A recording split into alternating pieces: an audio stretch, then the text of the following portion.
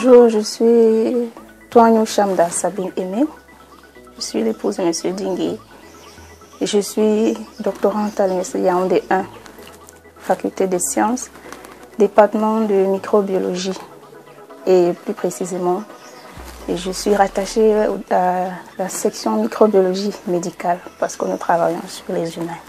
Quel est le sujet de l'article dont vous souhaiteriez parler au public?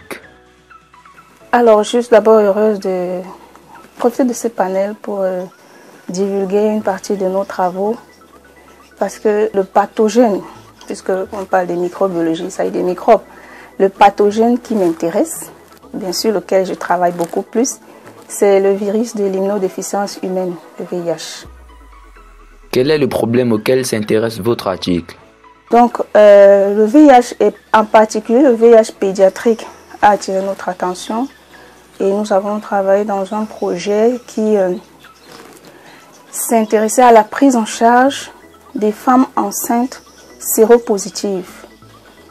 Les recommandations de l'Organisation mondiale de la santé sont que chaque région du monde doit évaluer les programmes de prise en charge des femmes enceintes dans le but de promouvoir l'élimination de la transmission mère-enfant du VIH. Au Cameroun, nous sommes arrimés à l'option B+, qui demande la mise sous traitement systématique de toutes les femmes enceintes séropositives.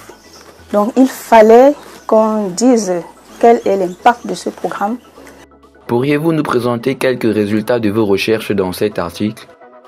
Nous avons publié un article qui a démontré en effet que lorsque la femme enceinte est bien prise en charge, lorsqu'elle prend régulièrement ces médicaments qui tendent à réduire la réplication virale qu'on appelle les antirétroviraux, lorsqu'elle suit une hygiène de vie correcte, elle suit bien ses consultations prénatales, on arrive à une élimination totale de la transmission mère-enfant. Cet article a été publié dans le journal Asian Journal for Infectious Diseases en juillet 2023, où on voit comment cet impact peut être positif dans la population et on tend à l'atteinte des objectifs parce qu'on connaît les objectifs actuels. Avant c'était les 3,90, aujourd'hui c'est 3,95.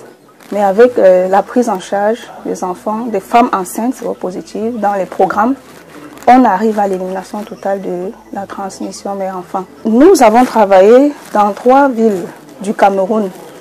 Le programme qui a sous-tendu notre étude est logé à Yaoundé. Nous avons travaillé dans les hôpitaux militaires. Donc le programme d'IHAP, lui, il collecte les échantillons dans 2 villes. Lorsque nous travaillons, les villes de Yaoundé et Douala étaient introduites dans le programme. Donc les prélèvements venaient des hôpitaux militaires de Yaoundé et de Douala. Maintenant, lorsque nous avons obtenu cette prévalence de 0% de transmission mère-enfant dans les programmes bien soutenus, nous avons cherché à savoir si ce résultat peut être global, c'est-à-dire que si on peut rabattre cela à la population générale. Alors nous nous sommes interrogés de savoir est-ce que toutes les femmes qui sont séropositives sont impliquées dans ce programme. Nous avons donc décidé, parce que la région de l'Est, selon l'enquête démographique de santé, à indicateur multiple de 2011, a révélé que la région de l'Est était la 3e région la plus touchée par l'infection.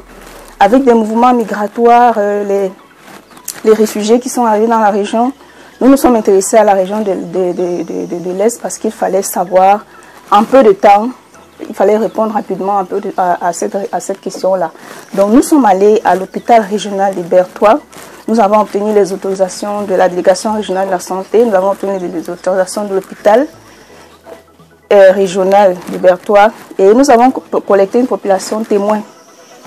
Il ressort donc de cette enquête que 4% d'enfants sont infectés parce qu'il y a des femmes qui parviennent encore à être enceintes, rester à la maison sans aller à l'hôpital. Alors lorsqu'elles arrivent à l'hôpital, soit pour l'accouchement, soit parce qu'elles ont accouché à la maison et l'enfant ne se sent pas bien, elles arrivent à l'hôpital, on parvient encore à avoir des cas de transmission verticale de l'infection à VIH parce qu'elles ne sont pas dans les programmes.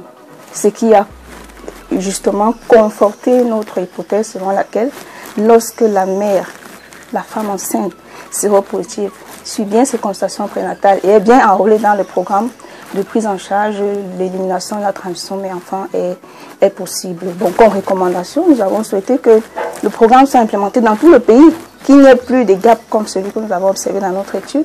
Là était notre recommandation la plus forte.